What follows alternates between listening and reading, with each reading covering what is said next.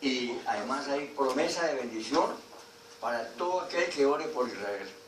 Reclame la promesa que hay allá en el libro de Génesis, capítulo 12, versículo 3, donde le prometió el Señor Dios a Abraham que todo aquel que bendijere a su nación, a su pueblo, Él bendeciría esa vida y Él bendeciría sus labios. Y usted puede hacer un recuento y mirar de todas las personas que han tocado el pueblo judío, han tocado a la nación santa de Israel, han tenido conflicto. Algo que me tiene a mí un poco triste, es porque realmente este señor Santos le dio un realce a la muerte de este escritor masón, porque es un masón, es un comunista, es un enemigo del Evangelio. Hay una senadora que dijo, ojalá se arda en el infierno, y allá cuando él se encuentre, cuando muera este hombre asesino, Fidel Castro, allá se encuentren, porque ellos fueron los que me hicieron la vida imposible. Una senadora, y la mujer se debía creer una mujer pues conocedora de Dios, porque dio palabras de Dios. Entonces este señor Santos es una persona que está como usando las cosas como para hacerse propaganda, para que lo elijan, lo reelijan de presidente. A mí me da tristeza con las personas que sacan en el Facebook, Manuel Santos le gusta a fulana de tal y le gusta a fulana de tal. Pero ¿qué vamos a esperar de este señor?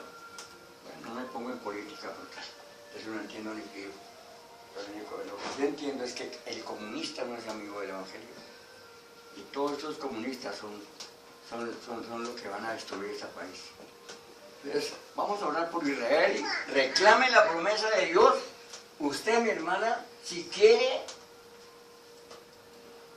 orar por Israel, ahí cierre los ojitos y órele a Dios por esta nación. Padre, con este fondo musical, Padre, de Jonathan Steele, Señor, cantándote a ti. Padre, yo pongo en tu presencia, mi amor Dios, a tu nación, a la niña de tus ojos, al pueblo de Israel, Padre, para que lo guardes de este conflicto, Padre. Todas las maquinaciones, todos los ejércitos y todos los enemigos de Israel están apuntando sus armamentos hacia él, Padre. Está totalmente, Dios de la gloria, amenazada, y todas las naciones compartiendo con los demás enemigos de Israel para atacarla. Te pedimos que guarde Israel, Padre. Está en un momento de dificultad, Padre, porque según el armamento que tienen no les va a alcanzar ni les va a ayudar, y tienen ellos que defenderse, aunque los llaman asesinos, pero ellos solamente te defienden, Señor, porque ha sido la nación sufrida. Yo bendigo a Israel, Padre, bendigo a Israel, bendigo mi vida, bendigo mi familia, bendigo la iglesia, y reclamo la promesa de tu palabra que Abraham recibió de tu voz, Padre. Y yo bendigo a mis hermanas esta mañana, Padre, bendigo a aquellas familias allá en Jerusalén, allá, mi amado Dios, en los lugares de la tierra, de la historia bíblica, Padre. Y me uno a todos tus siervos, los verdaderos adoradores tuyos, Señor, que están orando por Israel. Padre, en el nombre de tu Hijo Jesucristo, el Mesías, el Santo de Israel, Señor, te doy gracias. Te pido, mi amor Dios, la promesa para mis hermanas y sus familias, en el nombre de tu Hijo Jesucristo. Ahora, Padre, mira la palabra que me has permitido trazar, Señor. Esta palabra, Padre mío, haz que haga mella en las vidas de mis hermanas. Dame la libertad de poder darla, exponerla, Señor. Añada lo que vayas a añadir a ella, Padre mío, y ayúdanos para entender lo que tú quieres darnos hoy, Padre. En el nombre de Dios Jesucristo te pido que bendiga mi vida, bendiga, Señor amado, mi boca para poder hablar de tu verdad. Padre, que seas tú hablando en nuestras vidas, y añadiendo lo que vas a añadir. Que seas tú, Señor Espíritu Santo, autor de tu bendita palabra que nos hables. En el nombre de Cristo Jesús te lo rogamos, Señor. Amén y amén. Deben sentarse, entonces vamos a...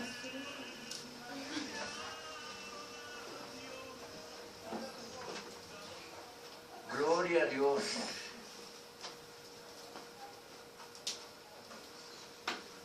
Bendito el Señor Dios. Amén. Vamos a abrir las Biblias ahí en el libro de Isaías, capítulo 53.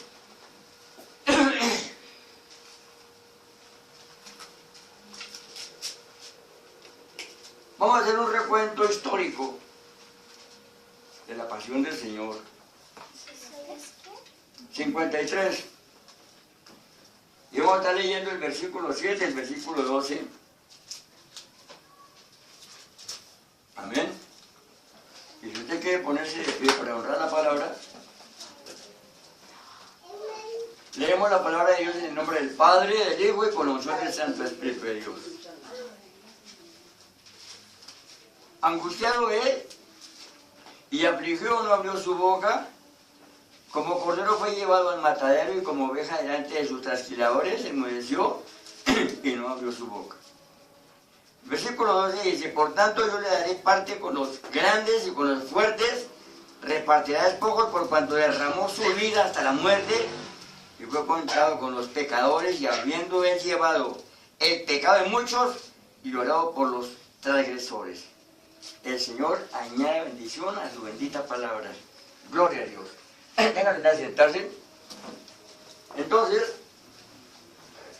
aquí encontramos un cuadro muy precioso. Dice que él, como oveja, fue llevado al matadero, ¿no? Él murió. Él lo llevaron, lo despedazaron. Por eso le digo que el Señor Jesús, haciendo el recuento como él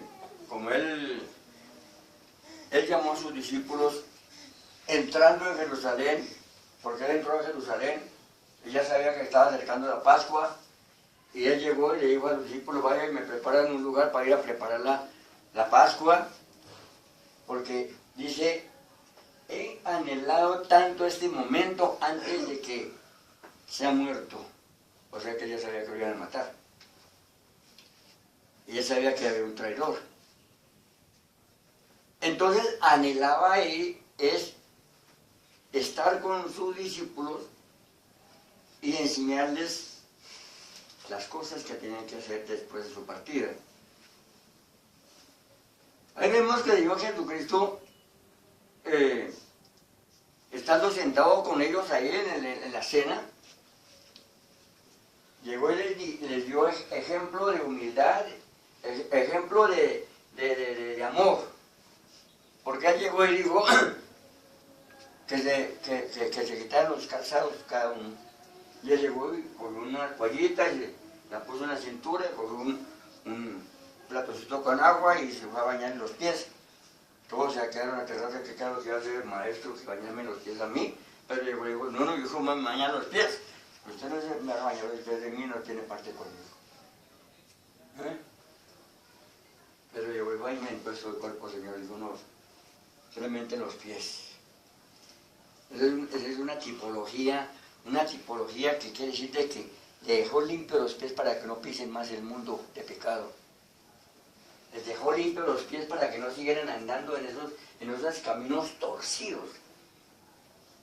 Dice que no volvería a tomar del fruto de la vid hasta que estuviera con ellos o con nosotros en el reino de su Padre. O sea que ese fue el ejemplo que él dejó. Y cuando él llegó allá, estando en esa reunión, en el aposento alto, entonces llegó y dijo: es que es necesario que yo muera. Pedro llegó y le dijo: Señor, ¿qué le ocurre a usted a morir? Si mi vida voy por usted, Señor. Digo: Pedro, en verdad le digo que esta noche, antes de que el gallo cante, una vez, usted me ha negado 3. Ahí está. Ahí, Pedro lo negó, y Pedro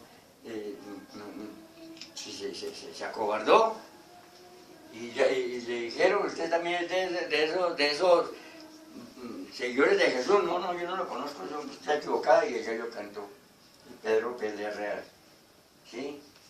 Pero bueno, es que eso nos muestra, hermanos, porque nosotros tenemos que entender que la palabra de Jesús pega, es la piedra angular, es la piedra de toque, es la piedra de tropiezo, es la piedra que muchos no pueden pasar. El mundo entero no acepta a Jesús y todavía no lo han aceptado.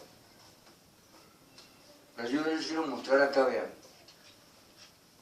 Aquí se muestra cómo. Entonces, el viernes les mostraba este cuadrito. ¿Qué representa ese cuadro? Verlo así como que le inspira. Muerte, dolor. ¿Cierto? Dolor. Y acá, en el Calvario, ¿cierto? Ahí totalmente despedazado. ¿Qué dice? Dice, así como se asombraron de él muchos, pues tan desfigurado tenía el aspecto que no parecía hombre, ni tenía apariencia. Pero desfigurado, totalmente desfigurado. Y ese era el altar que Dios tenía para él. Mire, es que ese es un altar. Ese se llama el altar del sacrificio. Es la expiación, es la sangre que Él derramó para salvarnos a nosotros de las garras de Satanás. Porque Satanás estaba adueñado del mundo. Estaba, porque ya no está. Está en el mundo, pero ya no es del mundo. Ya no le pertenece el mundo. Él se lo robó a Adán. Él se lo arrebató allá en el Edén. Con mentiras y con engaños, engañó a Eva y hizo que Adán también cayera en la misma farsa y quedaron ellos sin reino, quedaron sin salvación. No se sabe, yo no sé si de pronto cuando el Señor vino y murió y estaba Adán allá en el infierno, porque ya tuvo que haber llegado, el Señor lo haya perdonado. Porque el Señor lo sacó del paraíso y sacó a Eva y se me van y colocó a un ángel ahí. Perdieron la gracia, perdieron la bendición, perdieron todo por causa de dejarse engañar el mentiroso. Entonces, nosotros miramos que el Señor se fue para allá, después de la Santa Cena, estando ahí donde tomaron la cena, salió para el Getsemaní, para el lugar donde ellos siempre estaban. Y allá lo cogieron, lo apresaron, eso fue el día 14. Y eso los testigos de Jehová están diciendo. Yo me puse a hacer un refuente y yo, Dios mío, pero ellos están más enterados que los verdaderos cristianos, porque realmente un cristiano no sabía en qué día fecha fue que capturaron al Señor, y cuántos días el Señor duró, y cuánto tiempo duró colgado el día viernes. ¿Desde qué horas colgaban al madero al Señor Jesús? ¿Desde qué horas? ¿Quién me puede decir a qué hora lo colgaron? A las 10. Prácticamente a las 9 de la mañana. Y vino a morir, ¿a qué horas? A las 3. A las 3. ¿A las 3 o a qué hora? A las 3. A las 3. ¿Y por qué murió a las 3? Para evitar que le partieran las piernas. Porque los romanos tenían una técnica de flagelación que hacía que la persona durara en ese estado de dolor, de angustia, y que no muriera tan rápido. Por eso, como ya se estaba oscureciendo el día, tuvieron que partirle las piernas a los ladrones. Quiere decir que en esa agonía, en ese dolor, en esa desesperación que tenían, para acomodarse en el cuerpo, al moverse les dolía más. Esa era la desesperación que tenían, y ese era el ahogo en el cual los mató. El Señor murió antes para evitar, porque la Biblia dice, no quebrarán ninguno de sus huesos. Y por eso es que este puñal que vemos acá, esa espada, es para mirar si ya ha muerto, porque morir a las 3 es imposible que haya muerto tan rápido. Y no refutó, no dijo nada. Solamente los miraba a todos. Y miraba la malicia y la sericia del que lo hizo. ¿Quién fue el que hizo eso? Por eso llegó y le dijo, Señor, perdónelos, porque no saben lo que están haciendo. Usted piensa que él, Satanás, lo cogió y lo flageló de esa manera. ¿Por qué? Porque él estaba tratando de hacer que él renunciara a lo que Dios le había mandado. O no que Dios le había mandado, que él se propuso bajar a la tierra, se propuso venir a salvar a la humanidad. Como fue engañado en el Edén, entonces él se propuso y dijo, Padre, yo voy. Pero usted tiene que hacer su mano, meterse entre los hombres, aprenderle las costumbres y mostrar, enseñarles el camino hacia el cielo, porque antes de Jesús todos estaban enredados en sus cuestiones, en su idolatría y en sus mentiras. Por eso el altar de sacrificio era un altar de dolor. ¿Es parecido a ese? Lleno de florecitas. Aquí no aparece nada. Aquí hay una crucecita adornada. Aquí no hay dolor. Aquí es un cuadrito lleno de figuritas y de adornitos mentirosos. Y esta crucecita que usted ve aquí es la que apareció el 3 de mayo. Mire, apareció el 3 de mayo en una ciudad llamada Caravaca. Invitaron a un sacerdote a que hiciera una misa, pero no había cruz. Y él llegó y dijo, bueno, yo no puedo hacer esa misa, no puedo hacer este ritual porque hace falta una cruz. Y de pronto se abrió una ventana y de pronto aparecieron dos ángeles y trajeron esta cruz.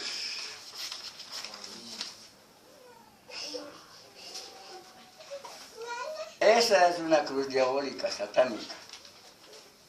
Esa es la que ahorita están adorando los señores papas. Ya que está el ¿sí? Benito XVI y el Vaticano. Esa es la cruz que adoran. La cruz de Caravaca. Entonces, si nosotros miramos la cruz con que el Dios Jesús murió y sufrió, no es la cruz que están mostrando ahorita. Este es el Calvario. Supuestamente el famoso Calvario que el Señor murió. Pero este Calvario aquí yo no veo sino un jardín. Esto no muestra dolor, esto no muestra nada de angustia, no muestra nada de flagelación. Y dice que la cruz está representada por los antiguos altares de Israel y no debían de haber imágenes ni nada de decoración alrededor del altar. Los paganos tenían sus altares que eran una adulteración del verdadero altar. Cuando Abraham llevó a Isaac al altar, él no le colocó florecitas ni jarroncitos con palmitas, ni le colocó el altar. ¿Y cómo era que era, hermano? El altar era con piedra. Y la piedra, dice la palabra, no me la rajarás, no me la abrirás, no le va a poner nada de la mano suya. Porque todo lo que se le agrega al altar humanamente es haciendo un altar vano. ¿En dónde colocó el Señor a Jesús? ¿En dónde fue que el faraón o en dónde fue que Pilatos le dio la libertad a los sacerdotes o a los de la ley para que mataran a Jesús? ¿Adentro de la ciudad? Sí, adentro. ¿Por qué lo sacaron de los muros de Jerusalén? Porque era un reo de muerte. Porque era un maldito. Supuestamente, él se hizo maldito porque todo el que fuera colgado en una cruz era un maldito. Y por eso él se hizo maldito por nosotros.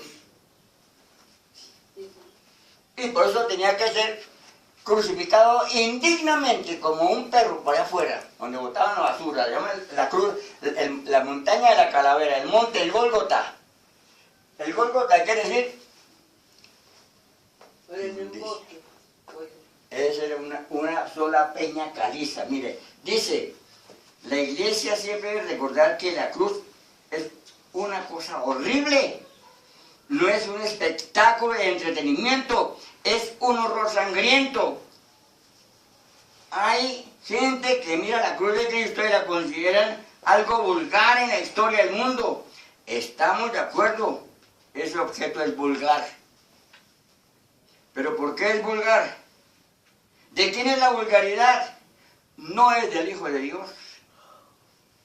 La vulgaridad es de todos los que lo crucificaron. Y es una obra vulgar, despreciable, desechable. No la queremos ver, no. Dice que varón de dolores experimentaba en quebrantos, que le vimos inatractivo para no poderle soportar la mirada, quedó desfigurado. Totalmente sin apariencia, creo, despedazado. Entonces, ese es el altar del sacrificio, el verdadero altar del sacrificio. ¿Por qué no lo siguieron dejando así? Porque lo pusieron ahora en segundo lugar. Ahora las señores sacerdotes o pastores, los que sean, usan altares bonitos, decoraditos con florecitas, decoraditos con adornitos bonitos para que la cruz se vea bonita, no represente dolor. No represente dolor. Esto aquí no representa nada de dolor. Aquí es un jardincito y sáquenme la fotico ahí para quedar bonito. Aquí no representa dolor. Y esta crucecita que se la inventó el diablo ya es con otros 3 años arriba. Esto no tiene ni arte ni parte parecida con el Señor. Aquí encontramos nosotros que dice, este comentario dice acá, la festividad de la Cruz de Mayo fue traída a esta parte del continente americano, al igual que otras celebraciones tradicionales, pero no simboliza el sufrimiento y el martirio de Jesús, ¿se da cuenta? Dice, al contrario, invita a los devotos a la comunicación de cantos litúrgicos y música de muerto. ¿A quién es ofrecida la cruz de Mayo? Esa que hacen con florecitas que cuelgan en los altares, en las casas, en todas partes. ¿A quién es ofrecida? A Baal y a Acera, porque es el dios de la fertilidad. Entonces, cuando usted compra una crucecita, o no usted, sino cuando la gente compra una crucecita el 3 de mayo, entienda que no es la cruz donde crucificaron a Jesús, es un invento que trajo el diablo para engañar a la gente, para tener buena suerte, para tener cosechas, para tener abundancia. Se llama la Virgen de la Fertilidad. Es Acera. Por eso la Biblia dice, no plantarás árbol junto al altar de Jehová dedicado a Acera, porque Acera era la diosa de la fertilidad. Bueno, porque todavía siguen con otro nombre. Ahora ya no se llama Acera, ahora se llama la Guadalupana de México, la morenita, o se llama María, o se llama Isis, o se llama Artemisa, como la quieran llamar, pero la misma habla con diferente nombre. Entonces, dice que esta es la oración a la Cruz de Mayo, y esta Cruz de Mayo apareció por milagro que apareció. Se la trajeron de allá, mire. Llega la cruz, el símbolo de la cruz de Caravaca, porque el sitio donde encontramos fue Caravaca, apareció en el castillo de Alcázar el 3 de mayo de 1233. En aquel tiempo reinaba Fernando III, el santo de Castilla y León, y Jaime Aragón, 30. El reino Taifá de Murcia estaba regido por el famoso Ibud, que rebeló contra los almohades y dominó gran parte del andaluz. Es pues en pleno territorio de dominación musulmana. Y fue al momento cuando por la ventana del salón 2 ángeles transportaron una lignum crucis que depositaron en el altar y se pudo continuar. O sea que apareció de la nada ese aparatico. Lo trajeron 2 ángeles, 2 demonios. Y hoy es la cruz más adorada y venerada en todo el mundo. Pero la Biblia dice que tenemos que presentar al mundo y a nosotros mismos la cruz en todo su esplendor. Y en todo su esplendor es en la forma abierta y desnuda, como se tiene que ver, así como está ahí.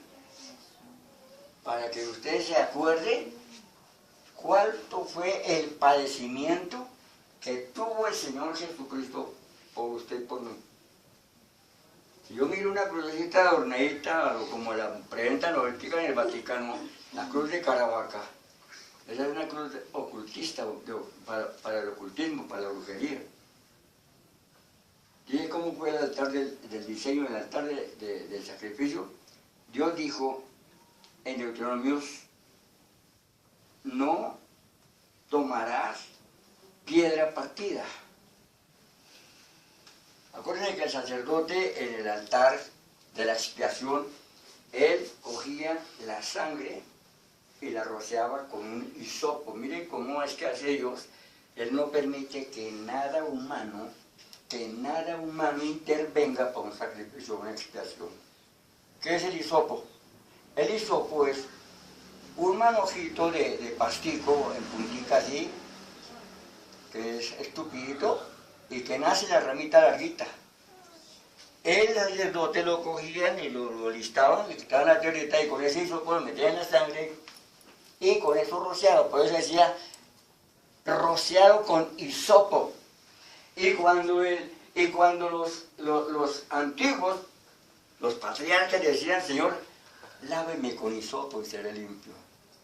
Lavarme con hisopo es que el Señor mismo con su sangre preciosa nos limpia a nosotros con su propia mano. Y no que tengamos que intervenir nosotros en un altar de sacrificio con decoraciones y con cosas bonitas para que se vea más bonito. Eso es lo que están haciendo actualmente hoy en las grandes iglesias. Colocan decoraciones, cortinas verdes, luces amarillas, cosas que corren así, ya, y una cantidad de cosas de fetichería que dan más una tendencia al ocultismo que a lo espiritual. El altar del sacrificio de expiación por la humanidad fue levantado en el monte de la Calavera, un lugar de las afueras de la ciudad, en un monte de piedra caliza completo.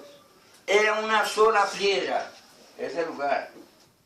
Ese monte de la Calavera era una sola piedra y no había nada, solamente hicieron el hueco y no adornaron la muerte del Señor Jesucristo, sino al contrario, pusieron dos hombres alrededor que también iban a sufrir dolor. ¿Y con qué adornaron ese sacrificio?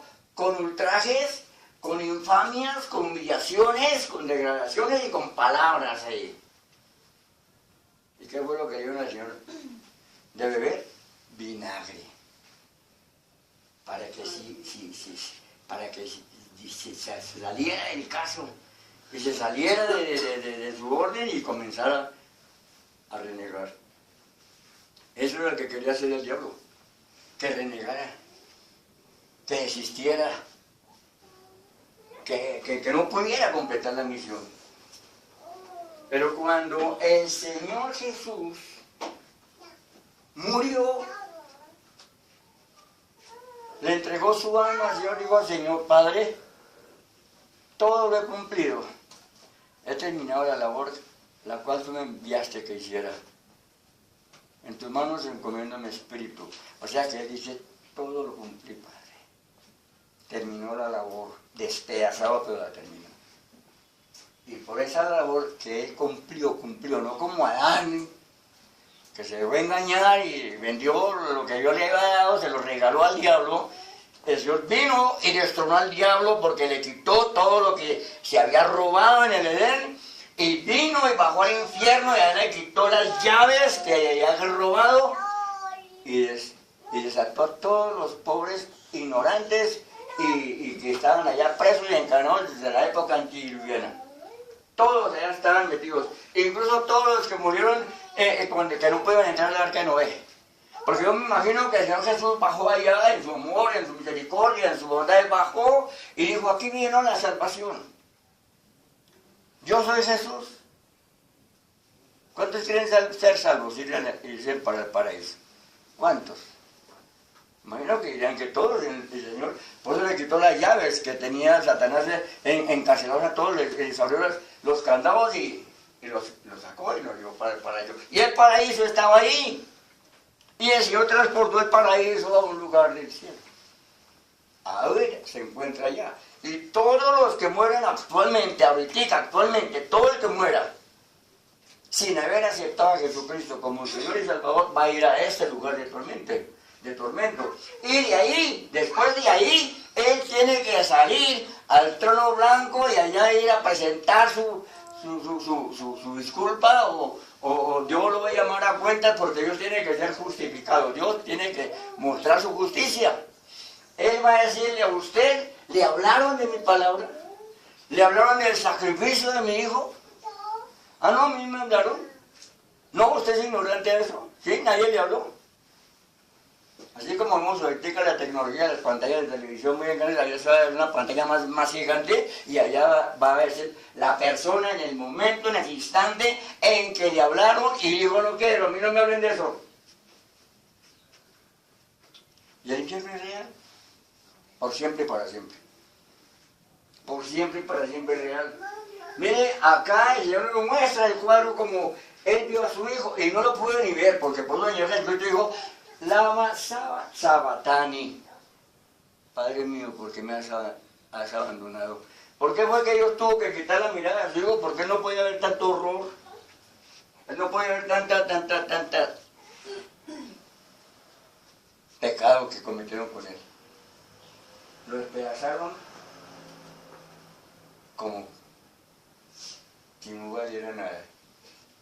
El único, y digo yo que el único que se salvó al lado de Jesús fue el centurión. Porque ¿qué fue lo que dijo el centurión cuando se acercó a Jesús? Yo creo que fue el que metió la lanza. Dijo, verdaderamente este era el Hijo de Dios. Hoy nosotros miramos que todo el mundo canta, todo el mundo le canta a Dios, todo el mundo pone el nombre de Dios, todo el mundo alaba a Dios. Pero un Dios en minúscula, un Dios pasajero, un Dios de compromiso, o sea, por conveniencia, me conviene ir, pero no al Dios del Calvario. Por eso nosotros tenemos que recordar a ese Señor que dio su vida. Dice, Dios ordenó destruir las imágenes de los enemigos. Cortaré sus imágenes de acera. En otro texto Dios ordena no plantar ningún árbol cerca a Jehová. No plantar ninguna decoración bonita. Estas flores las trajo una hermana porque quería ver el altar bonito. Ella, otra hermana, trajo esas ahí también pues para arreglar el altar. Sí, está bien. Pero agregar cosas en el altar de Dios, como chops, como payasos, como cuentos, como cantantes, como cosas que se salen del orden bíblico, de lo santo, porque Dios es santo, es lo que Dios no se agrada. Aquí dice que me mandaron a mí un saludo de una revista que me llega, que se llama El Obrero Fiel. Me llama la directora y me dice, Humberto, ¿qué piensa usted de mí? Pues yo no le conozco, le he visto foto ahí cuando me manda la foto de lo que ella me manda en los estudios, y ahí aparece la foto de la directora, ¿sí? ¿O qué dice la gente de mí? Dice, piensan que soy rara, ¿no es cierto? O piensan que soy fascinante, dice así. Pero ella llega y dice, pero en realidad, solamente lo que importa es qué piensa Dios de mí. Eso es lo importante. Ahora me dice, pregúntese, Humberto, ¿qué piensa la gente de usted? Dice, ¿qué piensa usted? Espero que solamente te importe lo que Dios piensa de usted. Que te importe tanto que todo lo que hagas lo hagas pensando en agradar a Dios. Eso es lo importante. Aquí dice ella, porque mi vida le pertenece a Él. Quiero ser activa y fiel participante en aquello para lo que Él me ha llamado a hacer. Eso es lo que me importa. Que yo pueda mostrarle a Dios lo que me mandó a hacer, lo que me llamó a hacer. A mí no me interesa que la gente me mire y que me hable o que no me hable. No me interesa eso, que no me saluden. A mí me interesa es que Dios esté conmigo, agradada por lo que Él me mandó a hacer y que se lo esté haciendo con verdadera intención. Eso es lo que importa. Entonces lo que importa que nosotros es que miremos que Él mandó a su Hijo. Su Hijo vino a la tierra, Él se entregó y nosotros somos salvos por su misericordia. En este libro encontré aquí unos apuntes muy importantes. Dice, tenemos el registro del cumplimiento de esta profecía, de la desobediencia y del fracaso. Hicieron pues los hijos de Israel lo malo ante los ojos de Jehová y olvidaron a Jehová su Dios y sirvieron a los Baales y a las imágenes de acera. Por consiguiente, si el antiguo pueblo de Dios fracasó, también nosotros podemos fracasar y perder la visión a la cual Dios nos ha llamado. Yo la puedo perder. Porque yo le digo, me pregunto, y digo, ¿qué soy yo? Sin Dios, nada. No valgo 2 centavos porque he entrado en años sin una pensión que me sobrevive mi vejez. No soy nada, no valgo nada. Soy un estorbo. Me tienes que... Muérete rápido para que no estorbe. Pero en Dios, si no, fracaso me voy para el cielo. Eso es mi esperanza. Dice, a mí me parece, dice, que después de 80 años aproximadamente el derramamiento del Espíritu Santo, el día de Pentecostés lo hemos perdido. ¿Por qué? No debe haber imágenes ni adornos ni nada que trate de rescatar la severidad del asunto. Mire, esa es la severidad, ver la dureza con que el Señor fue tratado. Eso es lo que yo tengo que tener en cuenta. Dice, debemos proclamar con absoluta veracidad lo que Dios nos ha dado. Cuanto más lleguemos al esplendor de esa cruz, no adulterada, más la gloria del Señor nos rodeará. Es importante, mi hermano, saber de que si una persona vino acá y encontró esa cruz del sacrificio y ve que por su sangre que Él derramó es rescatada, esa persona va a volver a venir porque reconoce que hubo un sacrificio por su vida. Yo no merecía ser salvado, pero Él pagó, se dejó torturar y matar por mí. Tengo que reconocer esa grandeza. Tengo que reconocer que Él se puso en mi posición, que lo que yo tenía que recibir de castigo, Él lo hizo. El hombre es tan inteligente que yo también me meto ahí en ese cuento. ¿Por qué? Porque uno no mira la grandeza de Dios que entregó a su Hijo, sino yo mismo me flagelo. Yo subí a Monserrate con los pies descalzos, yo subí haciendo sacrificios, yo me esgarganté los dedos pensando que Dios iba a agradar a eso. Pero aquí dice a ella que no es humanamente, es por su Hijo que Dios nos perdona. Y cuanto más lleguemos al esplendor de esa cruz, no adulterada, más la gloria del Señor nos rodeará. Si yo me acerco a la cruz del sacrificio, Dios me mira. Pero si me acerco a la cruz del diablo, Dios no me mira. Porque esta es la cruz del diablo. Y se la inventó con otro palo más encima. Otros la tienen así parada en la cabeza. Yo tengo que mirar allá, ese patíbulo. ¿Cómo quedó después de que bajara el Señor Jesús? Imagínese usted, por un momentico vaya al escenario allá, en ese momentico vaya al escenario. ¿Cómo lo cogieron? ¿Cómo lo clavaron? cómo le chorreó su sangre por todo el cuerpo. ¿A dónde cayó esa sangre? Al piso. Y mire que esa sangre que bajó al piso, perdonó el pecado de la maldición que Dios le había mandado contra la tierra. Porque el Señor dijo ya en el libro de Génesis, maldita será la tierra por tu causa, le dijo a Adán. Espinos y cardos producirán. Cuando llegó Jesús, estaban ya los romanos, los soldados romanos asesinos en profesión, le golpeaban y le decían, profetiza. ¿Quién le golpeó? Profetiza. Porque le vendaron hasta los ojos. Y como usted es el rey de Israel, entonces toman su corona y le aclararon la corona de espinas. Y que esa corona de esas espinas le entraron por toda su cabecita y le taladraron allá. Él no dijo nada. Él no dijo nada. Él se dejó acabar. Entonces, eso es lo que me hace a mí recordar que yo tengo que ser honesto y ser leal a Él. Yo tengo que ser leal a Él porque Él fue el que dio su vida por mí. Yo no tengo que botarle la espalda.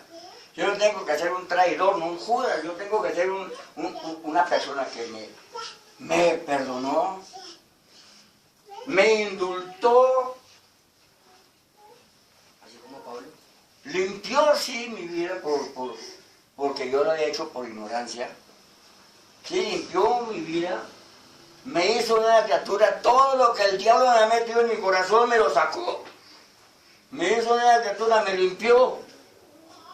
Y de ahí para acá, depende de mí si obedezco. Pero mirando esa cruz, no mirando la cruz del diablo, la que ha inventado. O que la ponen todavía por ahí con una sabanita de colgadita, con los ganchitos bonitas, perfumadita. No, ¿por qué no la dejaron? Esa cruz quedó totalmente bañada en sangre, la tierra bañada en sangre, y esa sangre levantó la maldición. Porque esos espinos y cardos que yo os digo que produjeran, le clavaron en la cabeza a él, y él, esas espinas y cardos también fue levantar esa maldición. Por su sangre. ¿Por qué tenían que adornarla con arbolitos y con cositas bonitas y con follajes? ¿Por qué? ¿Por qué no la dejaron para mirarla como era? Dile, mira la iglesia en la actualidad. Primero que nada, antes de la reforma, hombres de Dios eran ejecutados porque se atrevían a anunciar y enunciar incestos. Líderes de iglesia cometiendo incesto, pecando con su propia familia. Cualquier vileza concebible puede desarrollarse cuando no salimos solo un poco del patrón establecido por Dios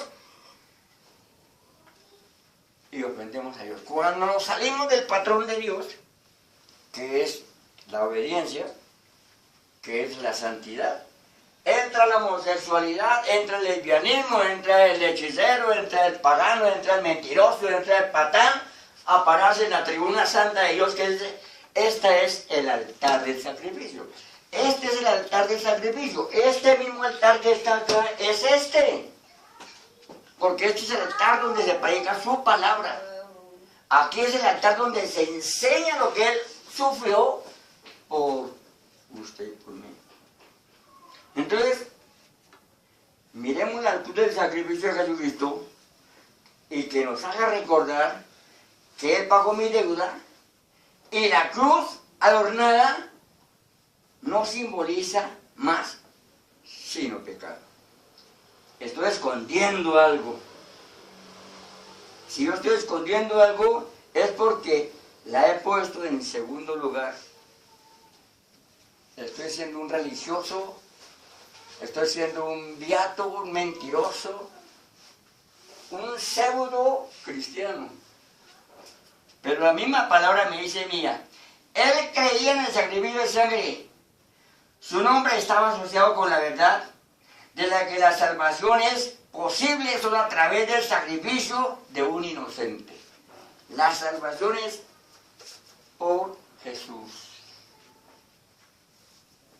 No porque andemos a pie, no porque nos demos latigazos, no porque un pastor o un paparote nos diga esto y aquello, no porque hagan rezos y cantidad de rituales, eso no me salva, me salva es Jesucristo, porque la palabra dice que no hay otro nombre dado a los hombres en que podamos ser salvos, sino Jesucristo. Amén. Entonces lo que tenemos que entender es que el altar del sacrificio no debe ser puesto en segundo lugar. El altar del sacrificio es la cruz. No es porque usted se cuelgue una cruz, no, porque al colgarse una cruz en oro es ego, vanidad. Está mostrando su vanidad. Está colocando una cruz. Nosotros tenemos que mirar la cruz, es el sacrificio que Dios hizo y permitió que su Hijo fuera inmolado y crucificado allá y despedazado. Pero la cruz es un lugar de maldición.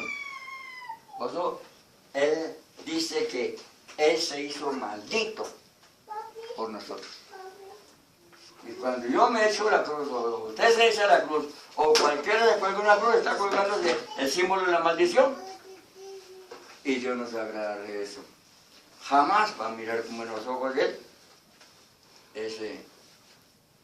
ese orgullo.